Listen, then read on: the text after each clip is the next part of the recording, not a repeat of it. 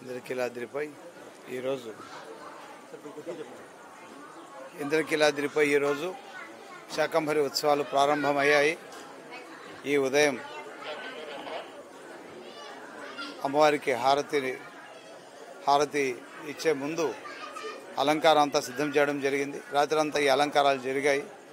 దాదాపు మనం 35 టన్నుల ఆకుకూరలు కూరగాయలు వస్తాయని అంచనా వేస్తే ఇప్పటికే దాదాపు 24 టన్నుల ఆకుకూరలు కూరగాయలను అలంకరణ నిమిత్తం ఉపయోగించడం జరిగింది.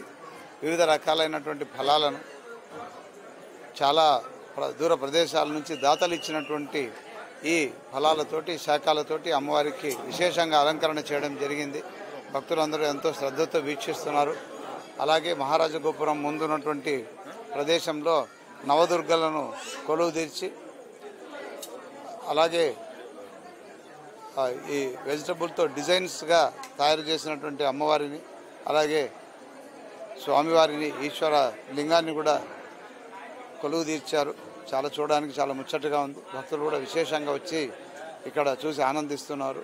ప్రకృతి ద్వారా పరాశక్తి అయినటువంటి అమ్మవారి ద్వారా సృష్టించబడినటువంటి ఈ ఫలాలు అమ్మవారికి నైవేద్యంగా సమర్పించి మనుషులందరూ సుఖ సంతోషాలతోనూ పుష్టిగాను ఆరోగ్యంగాను ఉండడానికి కోసం సృష్టించబడ్డ ఈ పదార్థాలను అమ్మవారికే సమర్పించి కృతజ్ఞతాపూర్వకంగా సుభిక్షంగా ఉండాలని మానవులందరూ సుభిక్షంగా సుఖ సంతోషాలతో ఉండాలని కోరుకోవడమే ఈ శాకంబరి ఉత్సవాల యొక్క పరమావధి.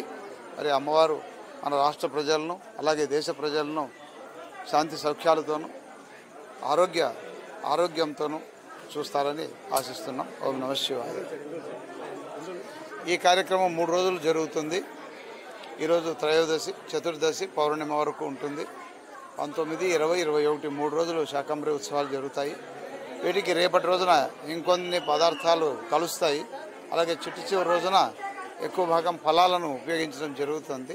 ఇలా వివిధ రకాలైనటువంటి శాఖలతో ఫలాలతో ఆకుకూరలతో అమ్మవారిని అలంకరించడం ఈ శాకంబరి ఉత్సవాలు విశేషం. ఇప్పుడు భక్తులందరూ కదంబాన్ని స్వీకరిస్తున్నారు. ప్రత్యేకంగా కదంబాన్ని తయారు చేయించి భక్తులకు ప్రసాద వితరణగా ఈ 3 రోజులు కేవలం కదంబాన్ని ఇవ్వడం జరుగుతుంది. మరి ఆ కదంబాన్ని ప్రసాదంగా మన ఆలయ సాంప్రదాయం మేరకు తయారు చేయించి వితరణ చేస్తున్నాము. దానికి కూడా విశేషంగా శ్రద్ధ తీసుకొని ఆలయ అధికారులు శ్రమిస్తున్నారు. కదంబాన్ని భక్తులందరూ స్వీకరించి వెళ్లాల్సిందిగా మనవి చేస్తున్నాను. వర్షం రీత్యా కొంత మనకు ప్రతిష్టంభన ఉంది. అలాగే మార్గం కూడా చాలా ఇరుకుగా ఉండడం వల్ల కొంత అసౌకర్యం ఉన్నప్పటికీ బస్సులన్నీ ఏర్పాటు చేశాము. వాళ్ళను ఘాట్ రోడ్లో అనుమతించడం లేదు కాబట్టి దాదాపు 8 బస్సులు కేటాయించి భక్తులను బస్సుల్లో పైకి తీసుకొచ్చే ప్రయత్నం చేస్తున్నాము.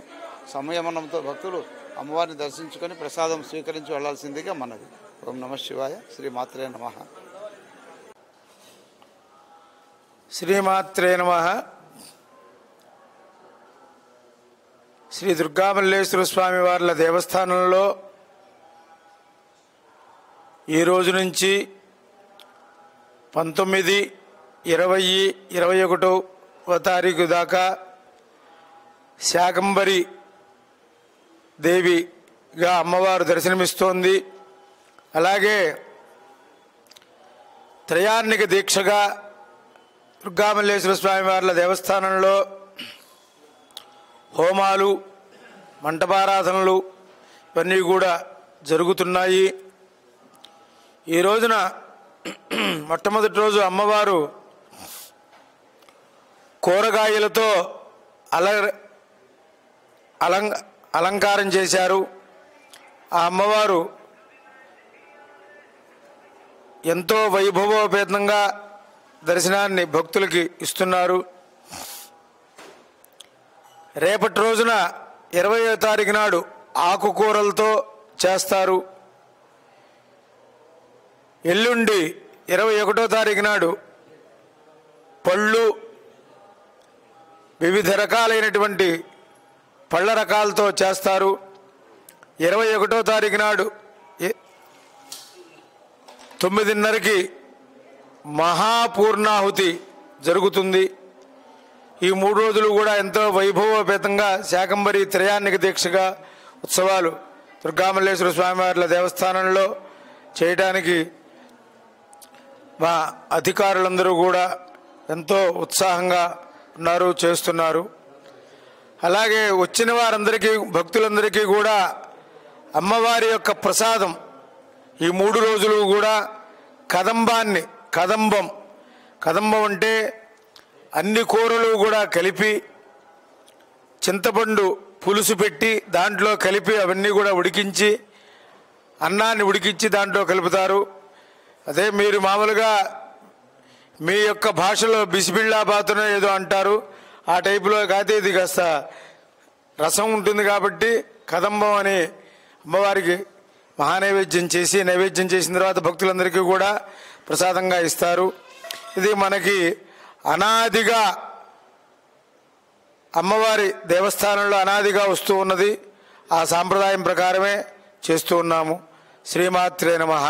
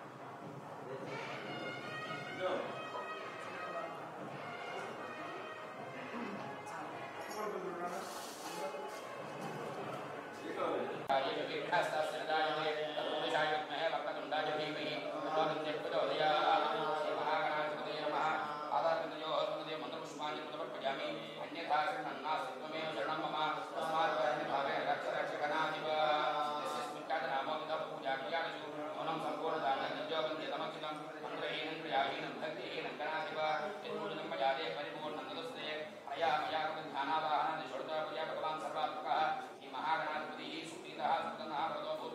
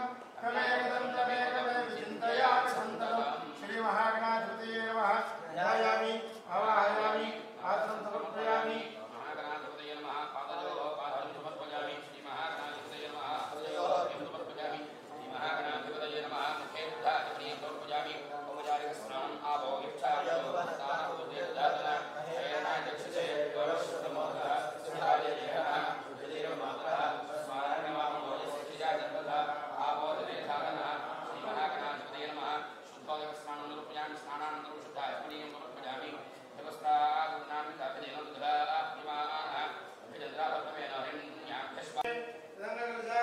kasih.